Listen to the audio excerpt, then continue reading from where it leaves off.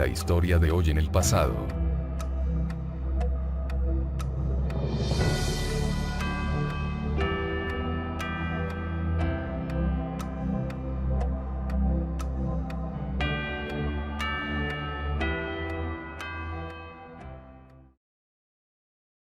Bienvenidos al canal de La historia de hoy en el pasado.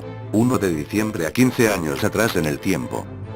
Antes de comenzar el corralito, la recesión más prolongada de la historia argentina se inició a mediados de 1998, al final del segundo mandato de Carlos Saúl Menem. El 24 de octubre de 1999, la fórmula de la alianza encabezada por Fernando de la Rúa y Carlos Álvarez, venció al binomio peronista Eduardo Duhalde, Ramón Ortega, y fueron proclamados presidente y vicepresidente de Argentina. El gobierno de Menem dejó un elevado déficit fiscal, de 7.350 millones de pesos en 1999, por lo que de la Rúa tomó severas medidas de ajuste con el propósito de sanear las finanzas, considerando siempre como base fundamental de su programa económico el mantenimiento a rajatabla de un tipo de cambio estáticamente anclado al dólar estadounidense llamado convertibilidad. El peso de la deuda externa ahogaba al gobierno y aumentaba el déficit fiscal. Los bancos tenían una gran exposición con el gobierno nacional, y la duda de que el Estado entrara en suspensión de pagos, alimentaba la posibilidad de una corrida bancaria.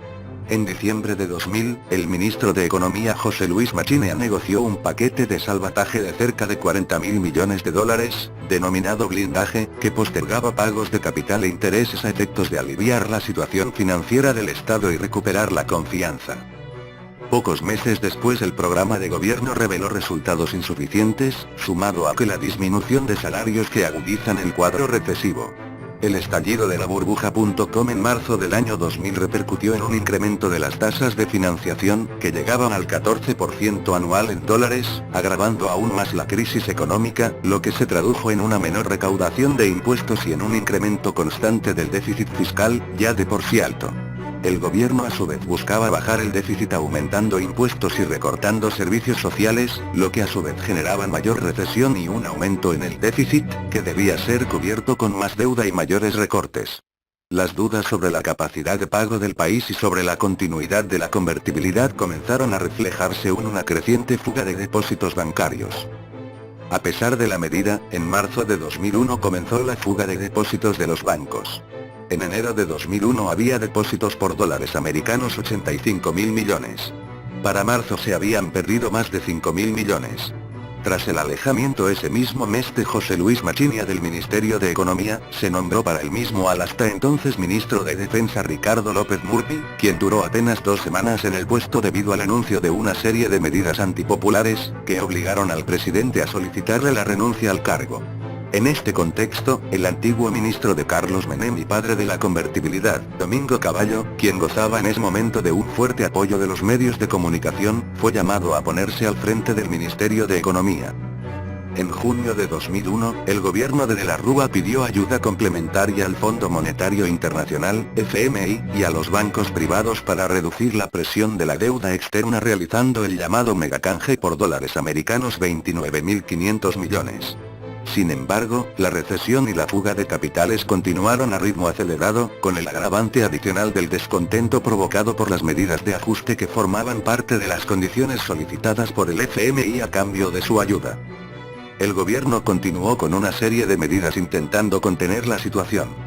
De esta manera, en julio sancionó la Ley 25.453 de déficit cero, en agosto la Ley 25.466 de intangibilidad de los depósitos cuyos 2 primeros artículos establecían. Artículo primero. Todos los depósitos ya sean en pesos, o en moneda extranjera, a plazo fijo y a la vista, captados por las entidades financieras autorizadas para funcionar por el Banco Central de la República Argentina, de conformidad con las previsiones de la Ley 21.526 y sus modificatorias, quedan comprendidos en el régimen de la presente ley. Dichos depósitos son considerados intangibles. Artículo segundo. La intangibilidad establecida en el artículo primero consiste en El Estado Nacional en ningún caso podrá alterar las condiciones pactadas entre los depositantes y la entidad financiera. Esto significa la prohibición de canjearlos por títulos de la deuda pública nacional u otro activo del Estado Nacional, ni prorrogar el pago de los mismos, ni alterar las tasas pactadas, ni la moneda de origen, ni reestructurar los vencimientos, los que operarán en las fechas establecidas entre las partes. Pero la profundidad de la crisis hizo que todos los indicadores cayeran bruscamente en el segundo semestre. En octubre, el desempleo fue récord. 4,8 millones de desocupados, representando a un 18,3% de la población activa. Considerando a los subocupados, la cifra llegaba al 34,6% de la población activa. La deuda pública llegaba a 132.000 millones de dólares. Los datos de noviembre, previos al estallido de la crisis, eran devastadores, con caídas del 11,6% en la industria, 18,1% en la construcción, 27,5% en la industria automotriz, etc. El riesgo país fue el más alto de la historia, 5.000 puntos básicos.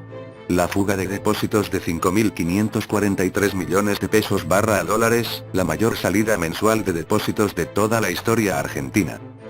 1 de diciembre del 2001. En Argentina se denominó corralito a la restricción de la libre disposición de dinero en efectivo de plazos fijos, cuentas corrientes y cajas de ahorros impuesta por el gobierno radical de Fernando de la Rúa el 3 de diciembre de 2001, y que se prolongó por casi un año cuando se anunció oficialmente el 2 de diciembre de 2002 la liberación de los depósitos retenidos. Posteriormente, y debido a la popularidad que adquirió el término, este se empezó a usar en todos los países de habla castellana para hacer referencia a la inmovilización de los depósitos realizada por el gobierno de cualquier país. El objetivo que se perseguía con estas restricciones era evitar la salida de dinero del sistema bancario, intentando evitar así una ola de pánico bancario y el colapso del sistema. Según Domingo Cavallo, a cargo del Ministerio de Economía, esta medida era positiva de cara a lograr un mayor uso de los medios de pago electrónico, evitando así la evasión impositiva y provocando la bancarización de la población.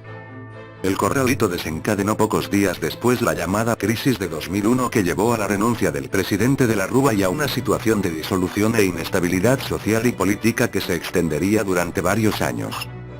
El término fue acuñado por el periodista económico argentino Antonio Lage en el año 2001, cuando tenía una columna económica en el programa de Daniel Haga. El periodista buscó destacar mediante una analogía la forma en que el gobierno restringía una de las libertades esenciales de los usuarios de cualquier sistema bancario: la de poder sacar sus fondos del sistema en cualquier momento. Ante el incremento del retiro de fondos de los bancos, en noviembre los depósitos habían caído a dólares americanos 67.000 millones, el gobierno publica entonces, con fecha 3 de diciembre de 2001, el decreto 1570/2001, que establecía prohibiciones para las entidades financieras y para el público. Prohibiciones para las entidades. Primero, no podrán realizar operaciones activas denominadas en pesos, ni intervenir en el mercado de futuros u opciones de monedas extranjeras, ni arbitrar directa o indirectamente con activos a plazo en pesos. Las operaciones vigentes podrán convertirse a dólares estadounidenses a la relación prevista en la Ley de Convertibilidad N23.928, con el consentimiento del deudor.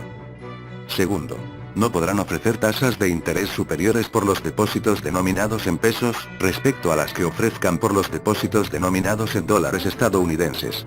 Las operaciones vigentes podrán convertirse a moneda extranjera, a solicitud de sus titulares, a la relación prevista en la Ley de Convertibilidad N23.928. Tercero, no podrán cobrar comisión alguna por la conversión de los pesos que reciban para realizar cualquier tipo de transacción, depósito, pago, transferencia, por dólares estadounidenses a la relación prevista en la Ley de Convertibilidad N23.928, ni en las operaciones de conversión de dólares estadounidenses por pesos, siempre que cualquiera de dichas operaciones se cursen a través de cuentas abiertas en entidades financieras. Prohibiciones para el público.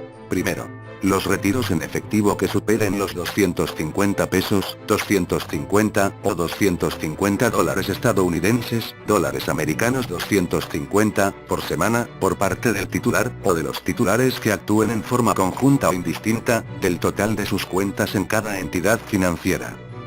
Segundo, las transferencias al exterior, con excepción de las que correspondan a operaciones de comercio exterior, al pago de gastos o retiros que se realicen en el exterior a través de tarjetas de crédito o débito emitidas en el país, o a la cancelación de operaciones financieras o por otros conceptos, en este último caso, sujeto a que las autorice el Banco Central de la República Argentina.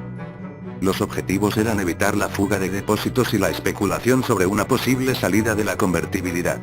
Con esto en mente, el gobierno de la Rúa Caballo realizó una jugada desesperada para detener la amenaza de un crack bancario, imponiendo una retención forzada de los depósitos y la pretendida bancarización de todas las transacciones, a través del uso de la tarjeta de débito. ¿Cuáles fueron las consecuencias? Al restringir bruscamente la liquidez monetaria, estas medidas ahogaron todo movimiento económico, paralizando el comercio y el crédito, rompiendo las cadenas de pago y asfixiando a la economía informal o no formal de la cual depende la subsistencia cotidiana de una porción significativa de la población.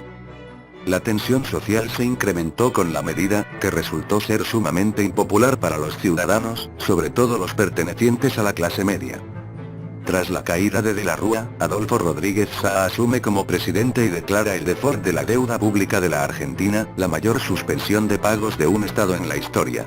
Pero como Rodríguez Saá tampoco quiso abandonar la convertibilidad y hacer recaer el costo sobre las personas de clase media y baja de Argentina, fue obligado a dimitir rápidamente. Debido a su negativa a abandonar la convertibilidad, el gobierno de Rodríguez Saá duró solo una semana.